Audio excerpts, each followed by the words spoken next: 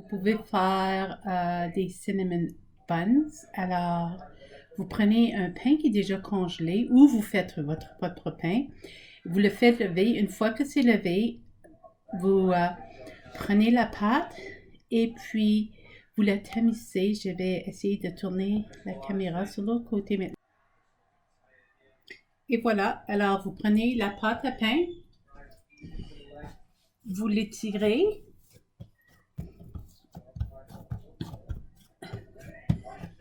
OK. Vous le tournez, vous l'étirez sur les deux côtés. Et ça va faire des trous, c'est officiel. C'est juste la pâte qui a été levée une seule fois.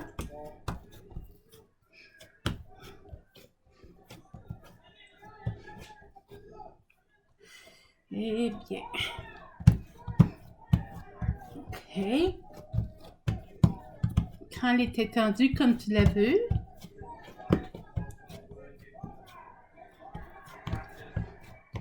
oh là là.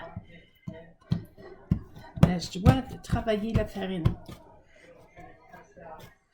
OK. Et maintenant, tu prends le sucre brun, tu le mets sur ça. Tu le mets à ton goût. Alors, tu peux en mettre plus, tu peux en mettre moins. Et tu vas dire, oh, mais ça, c'est pas le sirop d'érable. Non, le sirop d'érable est dans la panne que nous allons nous servir pour le faire cuire encore une fois. Tu peux en mettre un peu ici si tu veux. Moi, je préfère le garder pour dans ma panne. Mais j'aime bien défaire mon sucre brun.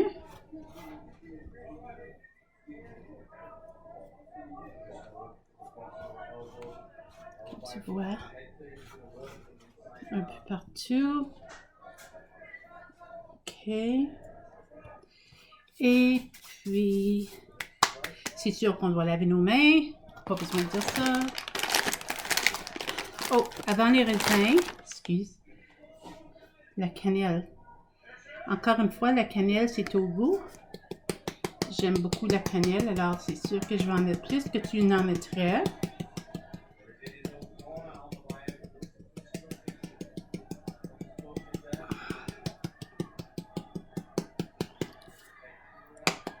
Si tu aimes les noix, tu peux rajouter des noix ici. Moi, j'ai un mari qui adore les raisins, alors pour moi, ça va être les raisins. Mais ça peut vraiment être ce que tu veux. OK, il y a des raisins partout.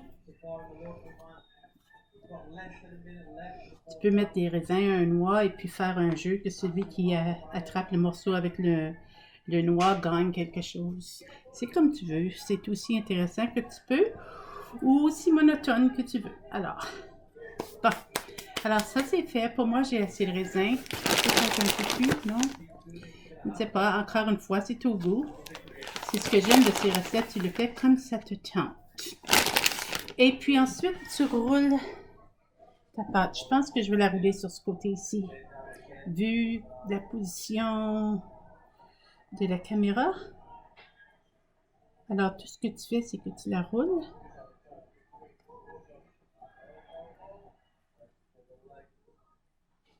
J'ai graissé le comptoir pour ne pas que ça colle trop.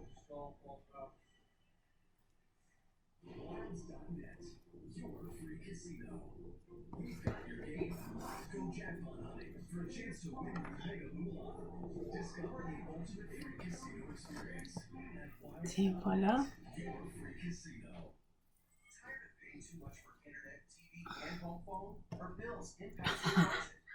Les petits trous un peu partout, ça va.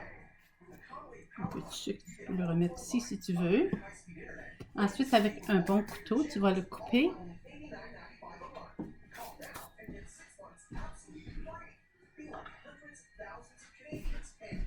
Et tu vas le placer comme tu vois, une casserole. Et puis, je ne sais pas si tu peux voir, là, il y a plein de jus en bas. Ici, j'ai mis 2 tasses de sirop d'érable et environ une demi-tasse à 3/4 de tasse d'eau. Encore une fois, pour la même raison.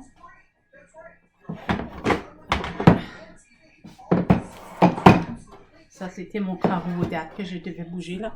Et tu le coupes.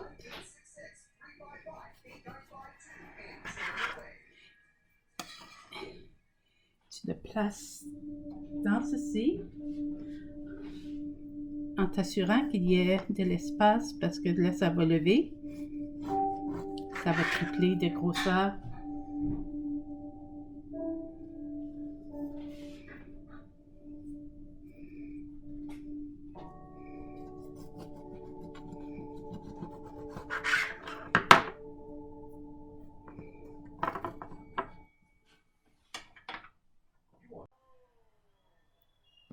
Et voilà, c'est tout placé. Et maintenant, je dois le couvrir pour m'assurer que ça puisse lever. Alors, je prends une serviette. La vaisselle, quelque chose propre.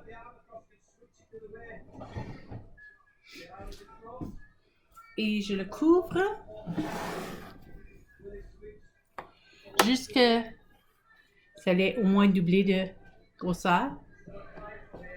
Environ 30 minutes à 45 minutes. Et je reviens plus tard. OK, alors, on va regarder. Ah oui, ça a doublé en grosseur. Alors maintenant, dans le fourneau pour 10 minutes et je vous montre le résultat. Et voilà. Tout cuit et super à manger. Bon appétit!